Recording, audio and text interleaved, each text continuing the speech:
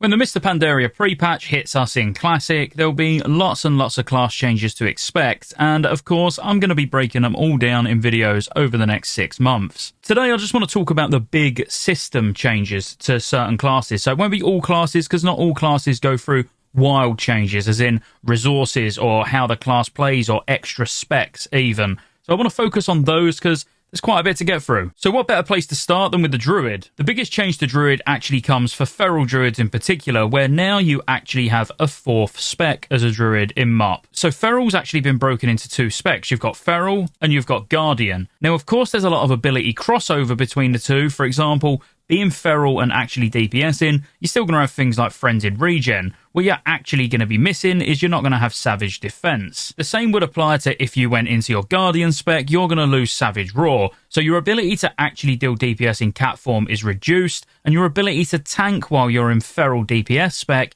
is also reduced. They also have 2 completely different masteries, where the mastery for Guardian is straight up armor bonus, and for Feral DPS it's mastery Razor Claws, where it increases the damage done by your bleed abilities. So when MoP comes, like, the hybrid tank has gone. You're either a bear or you're a cat. Of course, if you're off-tanking as Guardian, you absolutely do have the tools at your disposal to do some form of a DPS rotation, but with the lack of Savage Roar, of course, you're very, very limited. It's not only Savage Roar you lose, you also lose Tiger's Fury as well. Obviously, over time, we'll dig into exactly the specifics of what Feral Guardian gains, what Feral DPS gains. That's not for this video, this is more of an overview of the big changes for some of the classes. I suppose Symbiosis, even though it's a single ability, really need to mention because it is actually pretty phenomenal, and the only time it's going to exist is going to be in MoP. But basically, you're going to cast it on someone in your party or raid, you're going to gain an ability from them, and they're going to gain an ability from you. Now, I'm not going to go through every combination because, quite honestly, it's pretty mental, but as a few examples, as Feral, putting it on a Warlock, you're going to get Soul Swap, so you can move your Rip and Rake from one target to another. At the same time, the Warlock from you would get Rejuvenation, so they'll have a nice little heal. If you was to put it on a Shadow Priest as Feral, you're going to get Dispersion, and in return, the Priest is going to gain Cyclone. Or if you was Balance and you put it on a Death Knight, you're going to get Anti-Magic Shell, while the Death Knight's going to get Might of Ursoc. As I say, the list is pretty extensive, and of course, there's always going to be a optimal target for you to put it on, but that can change on a fight-by-fight basis, because if it's something where an ability needs to be soaked with a big cooldown, and you can, for example, get Dispersion from a Shadow Priest,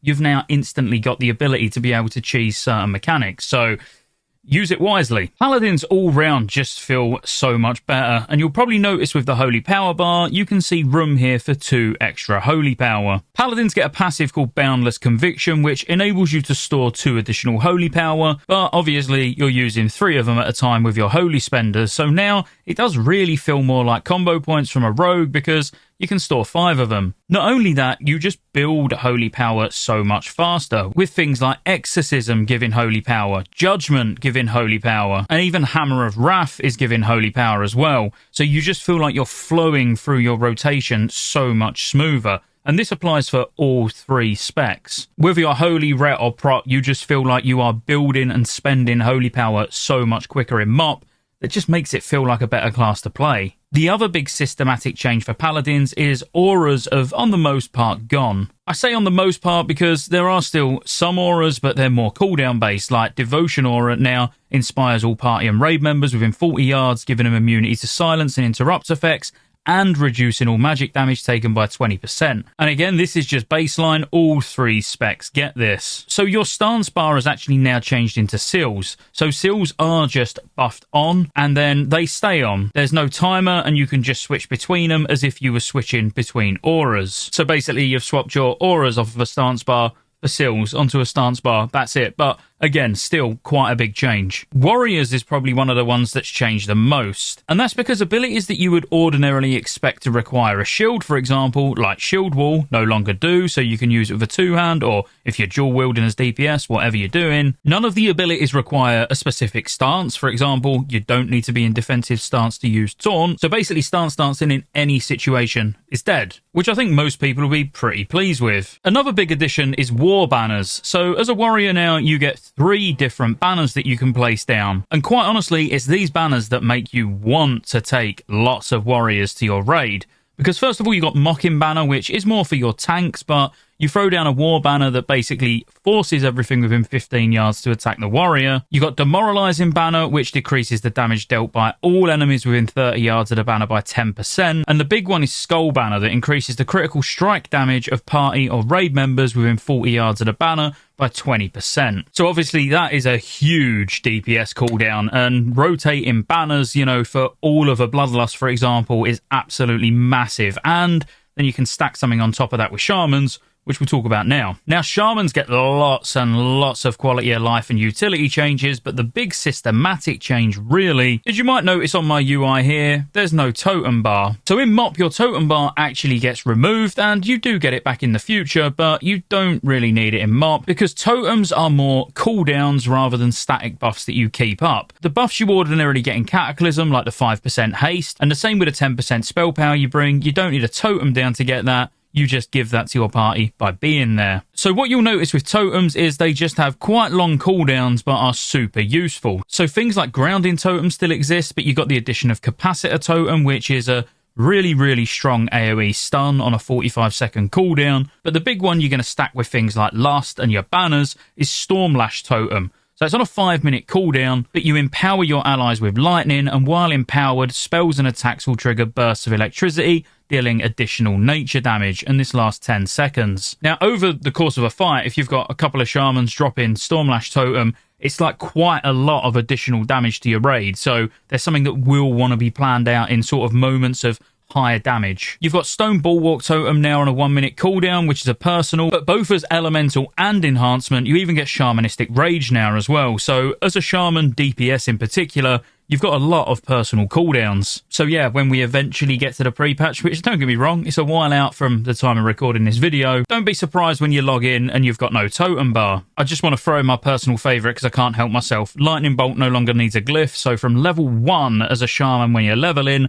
you can Lightning Bolt while moving. As a bit of a fanboy for Shamans at the moment, I thought I'd throw that in. For Shadow Priests, you get a particularly big change as well, where your Shadow Orbs are now an actual proper resource. And you've actually got good things to spend them on as well. Whenever you use Mind Blast or Shadow Word Death, you're going to gain a Shadow Orb. You're basically going to use these Shadow Orbs on either Devouring Plague or Empower Psychic Horror. Devouring Plague now becomes a really hard-hitting ability, and it's basically classed as a finisher. You're going to build 3 Shadow Orbs up, and you're going to spend them on Devouring Plague. That was short and sweet, but really, that's it. You know, for Shadow Priest, that's a big deal, don't get me wrong, but obviously we'll dig a lot more into the rotations and stuff in the future. I'm not done with Priests, though, because switching over to Disc, you get some really good changes. At the moment, one of the most annoying things with Atonement is the fact that only Smite does healing. Not only that, but also you're stuck with a 15-yard range. Well, in MoP, the range actually goes up to 40 yards, but it only heals for 90% of the damage dealt instead of 100% of the damage dealt.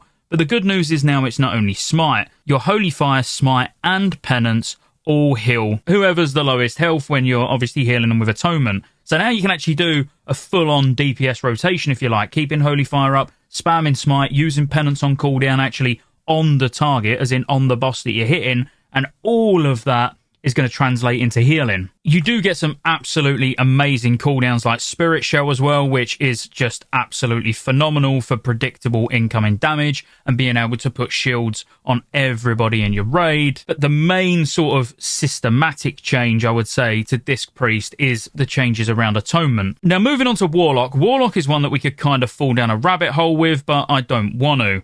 Each of the specs has now got a unique resource bar. Destruction has Burning Embers, which is 4 of them. Affliction has Soul Shards, as you would expect. And Demonology has a Demonic Fury bar. And the way the Demonic Fury works is when you spend it on Metamorphosis, for every 6 Demonic Fury you spend, that's 1 second in Metamorphosis. And when you pop into Metamorphosis, you can just watch it slowly tick down, 6 at a time, every second. So building up maximum amounts of Demonic Fury to make sure you're in Metamorphosis for big windows of damage is obviously the play. The other 2 specs are pretty much just build and spend as well. So as Destruction, you're going to build Burning Embers. You're going to use Burning Embers on things like Chaos Bolt. And you even get Fire and Brimstone, where you can cause all your single target abilities to cleave at the cost of Burning Embers. The reason I said I don't want to fall down a rabbit hole when it comes to Warlock is because actually all of the specs play so differently. And don't get me wrong, I know they play quite differently in Cata, but in MoP, they're wildly different between all of them. So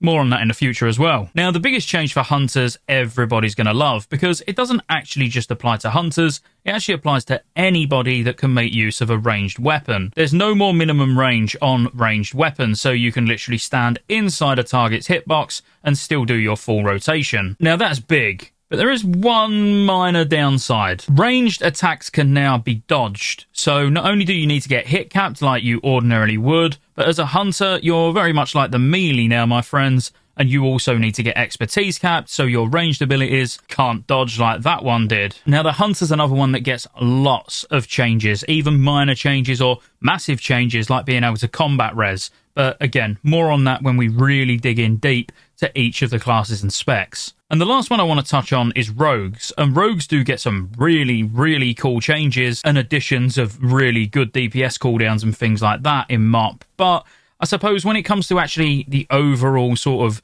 gameplay and resource system and all of that, there's only really one minor change that I want to touch on, and that's poisons. Poisons now are a spell. They're no longer something you need to keep in your inventory, and once you put it on, it's there for an hour. Yeah, and you don't need to worry about keeping poisons in your bag or anything like that. It's just a pop-out menu like you saw, and you just pick what poison you want on. So nothing game-breaking, but I just wanted to mention it because it's probably the biggest difference between Cata and MoP when it comes to general gameplay as a rogue. And that's it. Don't panic if your class wasn't mentioned or your spec wasn't mentioned. I'm sure it's had tons of positive changes that we will go over as time goes on, so make sure you like and subscribe, especially subscribe so you don't miss any of these MoP videos, because I'm going to be pretty much full on MoP mode now, because I've got about 350 videos to do before MoP launches, and that's not an exaggeration. That's how much content comes with Mr. Pandaria, and trying to break down a full class in one video is probably going to be so much that it'll have to be a spec per video, because honestly, they change drastically, as in the way they play and even the pace that they play out and things like that. So definitely don't miss those. And again, if you enjoyed, make sure you like the video, and I'll see you on the next one.